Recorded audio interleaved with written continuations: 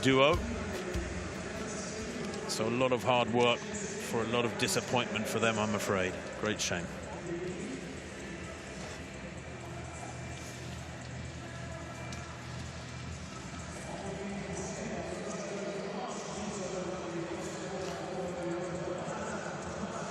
So the next event on the track, the 4x400 meters mixed relay. We have 3 heats. And Jenny, yet again, this is something that I think is a fantastic innovation for the sport. The 2x400 meters that we've just seen is not an Olympic event, but this is one that is being introduced to major championship, global championship programs. It took place in Doha 2019, and it will be in Tokyo later on this summer. Men and women mixing it up in a 4x400. Yeah, and it's a good addition. I'm just looking, actually, I watched the Dutch squad, Tony van Diepen. We can also see the French athlete Brossier there. A lot of these athletes have already competed in the individual 4x4 for men and women already this evening. So this is the second time some of these athletes are going around this 400-meter circuit. And again, all the teams want to be there. It's another opportunity to represent your country, try to compete for a medal. So this is a great innovation, and it looked really, really good in Doha, and I think a lot of the teams are really taking this event seriously. Hence, you know, they're all deciding to compete here this weekend. Well, it is May the 1st. The Olympic Games, you may have heard me say earlier, are just over 12 weeks away. The athletics at the Olympic Games, that is. And that makes it a very, very long summer. And athletes have to gauge their peak, the intensity of their plateau of great performances. It's a little too early for that just yet. So this is a weekend for some of these athletes of good, hard training mixed with racing. The French have 2 athletes, 2 ladies, 2 women on the first 2 legs, unusually. Amandine Brossier and Elisa Trinkler. Lane 3, the Czech Republic, who had problems in their 4x100 meters race. Kenya go in lane 8. Jared Momanyi will hand over to Joan Chirona, then Mary Morar and Aaron Koech on the final leg. Turkey go in lane 7. Kubilay Enchu will hand over to Yildirim Polat and Oren. Buzra Yildirim, Elif Polat and Sinan Oren. Spain going in lane 6. Julio Arenas, their lead-off athlete. The French with that unusual strategic decision, woman, woman, man, man, their quartet. That's their running order. Most quartets go man, woman, woman, man. Indeed, Portugal, well, they're going woman, man, woman, man. So there are various permutations possible. Their lead-off athlete, Vera Barbosa. The Czech Republic going man, woman, woman, man. And Kursek, their lead-off athlete, Martij Kursek. And then the Netherlands on the inside. Nout Vardenberg is the lead-off man. He'll hand over to Femke Bol, who we saw run a 400 earlier, of course. Lieke Klaver and Tony van Diepen. So they're going man, woman, woman, man. Jenny, in your opinion, is there a right or wrong order? It's a tough one, isn't it? It is, but looking at the 3 heats, the majority have gone man, woman, woman, man. It's just this first heat where we've had a differential from that. So, I mean, I guess we'll see how it works out.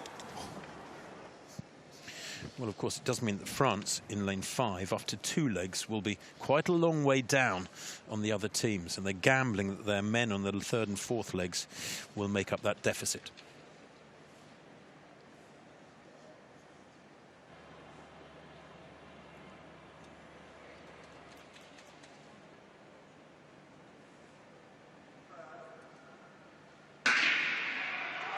Again, an extraordinarily long hold in the blocks for the athletes. Time to go and have a cup of tea virtually. Netherlands on the inside. Czech Republic's Kursek has gone blasting off. Of course, you would expect him to, because outside him, Portugal have Vera Barbosa. So you get these dramatic contrasts, these huge gaps appearing, because some of the athletes are men running at 45, 46 second pace, and others are women running at 52, 53 second pace or even slower. They're all giving 100%, but on the outside here going, well, is Jared Momanyi of Kenya, being chased down by Enchu of Turkey. Inside him, Spain's Julio Arenas. Now, the takeover there between Spain and Turkey, almost identical. Andrea Jimenez for Spain and Bursa Yildirim, the two the ladies for Spain and Turkey, the women who have gone off. But leading at the moment in lane 2 is the Netherlands, Femke Bol. Well, she has the opportunity here, Jenny, to build up a big lead on those other ladies behind her. Yeah, she does, and it shows how seriously these nations are taking this, that some of these athletes are competing so much over the weekend. But if you could just see there, with about 150 metres to go in the green of Portugal, we've actually got De Santos here, the Portuguese male athlete who's trying to run some of these women down. Of course, they've opted for that change of format as Femke Bol now hands over to Clavier. She got the Dutch 200-metre indoor record this year. She's in great form. She actually got the 400-metre record as well until Femke Bol traded it with her. And here we go. This is another change in tactic now. This is a French athlete, almost, 70, 80 metres behind here onto this third leg. And he'll be hunting these women down, seeing how far he can get that space reduced on this third leg. So Femke Bol ran a great leg. Lieke Klaver now on this third leg for the Netherlands, out in front, and a very healthy lead it is too. Spain going well in second place with Auri Lorena Boquesa. Running wide there, down the outside is the Czech athlete Lada Vondrova. And a pack behind this leading pair. And good running there from the French athlete on this third leg. That's Christopher Aliali. And Thomas Jordier now for France. What sort of inroads can he make on this leg?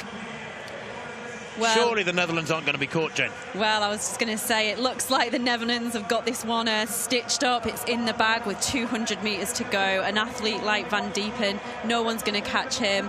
But fascinating, into third place there. We're just trying to catch the frame here. Turkish athletes coming into third place there. They're all, of course, trying to run for those positions in those finals, those non-automatic qualifications, as the Dutch athlete Van Diepen can really just take his time coming over the line, and it's a fight for that third position. Oh, and who got that one?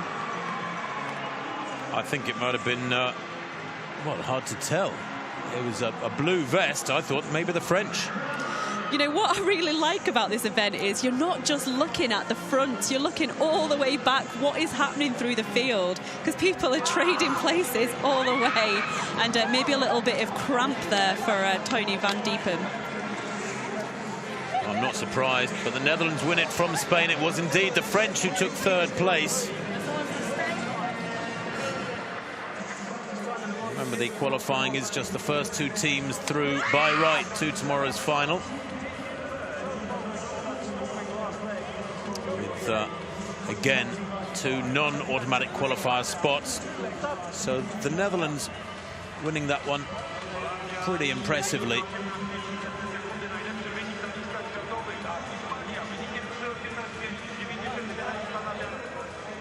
So we talked about the tactics, didn't we? And, you know, France adopted something different with two women going in third and fourth. Oh, we're just looking here at the Kenyan squad. Oh, just before the changeover. Oh, that looked nasty. I'm sure that's a bit of a graze of the arm. But they did actually manage to complete the race. Yeah, up and running again. There we see. But yeah, the French team, they did actually manage to come back into third position after that difference of running order compared to the others. So I don't know if we can say it worked or it didn't work, but they did okay.